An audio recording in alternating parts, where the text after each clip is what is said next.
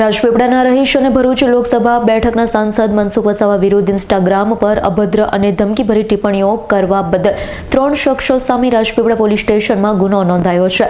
3 સામે ગુનો નોંધાયો, 2ની શોધખોળ. ગત 27 જાન્યુઆરી 2026ના રોજ ડેડિયાપાડાના જાનકી આશ્રમ ખાતે ભાજપાએ વિકસિત ભારત જય રામજી જનજાગૃતિ અભિયાન અંતર્ગત કાર્યશાળા યોજાઈ હતી. કાર્યક્રમમાં સાંસદે કરેલા સંબોધનનો વિડીયો સોશિયલ મીડિયા પર વાયરલ થયો હતો. આ વિડીયોને એડિટ કરી કેટલાક શખ્સોએ સાંસદની પ્રતિષ્ઠાને હાનિ પહોંચાડવાના ઈરાદે સોશિયલ મીડિયામાં રીલ બનાવી વાયરલ કરી, જે બાબતે સાંસદના જમાઈ વિક્રાંત વસાવાએ રાજપીપળા પોલીસ સ્ટેશનમાં ફરિયાદ નોંધાવી હતી. જે આ કેસમાં 3 ઇન્સ્ટાગ્રામ આઈડી ધારકો સામે ફરિયાદ નોંધાઈ છે, જેમાં આઈડી ધારક લાલો નાગજી ડામોર, મનોજ પરમાર અને અજીત માવીનો સમાવેશ થાય છે, જેઓ સામે મનસુખ વસાવા બજેટ ક્ષેત્રમાં હોવાથી તેમના જમાએ ફરિયાદ નોંધાવી છે. 3માંથી એક આરોપીની ધરપકડ કરી લેવાઈ છે, જ્યારે અન્ય 2 ફરારની શોધખોળ થઈ રહી છે. પોતાના ઇન્સ્ટાગ્રામ અને ફેસબુકમાં રીલ બનાવી આ શખ્સને ભારે પડી. હાલ તો આ આરોપીને ઝડપી પાડી નર્મદા પોલીસે કાયદેસરની કાર્યવાહી હાથ ધરી છે. એ બાબતે જણાવવાનું કે ગત 27 જાન્યુઆરી 2025ના રોજ ડેડિયાપાડા ખાતે ભરૂચ લોકસભા ક્ષેત્રના સાંસદ મનસુખભાઈ વસાવાનો કાર્યક્રમ હતો, જેમાં એમણે જે સ્પીચ આપેલી એ સ્પીચના અંશોને તોડી મરોડી અને એડિટ કરી અને કેટલીક ઇન્સ્ટાગ્રામ આઈડી દ્વારા અત્યંત અશ્લીલ, અભદ્ર, ધમકીભર્યા અને લોકસભા ક્ષેત્રના સાંસદને પ્રતિષ્ઠાને હાનિ પહોંચાડે એવા ઈરાદાથી ઇન્સ્ટાગ્રામ આઈડી પર વિડીયો પોસ્ટ કરવામાં આવેલા હતા. આ ઇન્સ્ટાગ્રામ આઈડી વિરુદ્ધ રાજપીપળા પોલીસ સ્ટેશનમાં ગુનો દાખલ કરવામાં આવેલો છે. આવી 3 ઇન્સ્ટાગ્રામ આઈડી હતી કે જેમના નામ છે AK જોહાર 20,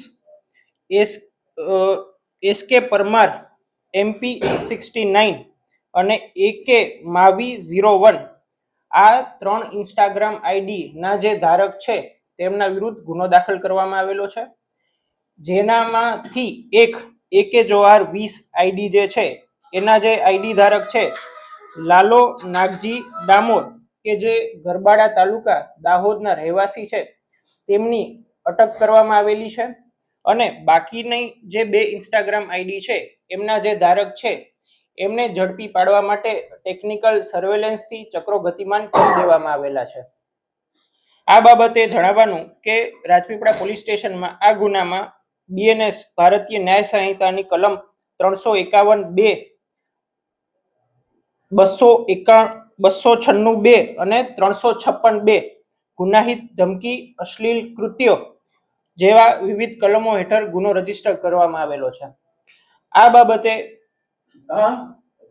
બાબતે આપના માધ્યમથી હું જાહેર જનતાને અપીલ કરવા માંગુ છું કે સોશિયલ મીડિયા એ આપણી વાણી સ્વાતંત્ર્યનું એક અભિન્ન અંગ છે, પરંતુ તેનો ઉપયોગ કોઈ પણ વ્યક્તિની પ્રતિષ્ઠાને હાનિ પહોંચાડવા કે તેમને ધમકી આપવા માટે કરવો નહીં. જો આવું પોલીસના ધ્યાનમાં આવશે તો તેમના વિરુદ્ધ કાયદેસરની કાર્યવાહી કરવામાં આવશે. સાહેબ, જે આ વિડીયો બનાવવામાં આવે છે એનો કયો ઈરાદો હતો? કોઈ પાર્ટી સાથે જોડાયેલો હોય કે કોઈ ઈરાદાપૂર્વક બનાવ્યો હોય? બિલકુલ, એ બાબતે હાલ તપાસ ચાલુ છે.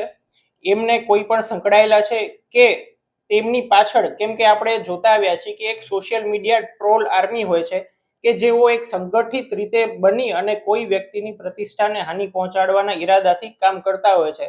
તો આમની પાછળ આવું કોઈ પીઠબળ છે કે કેમ એ બાબતે પણ તપાસ કરવામાં આવશે. દીપક જગતાપનો રિપોર્ટ, S9 ન્યૂઝ, રાજપીપળા.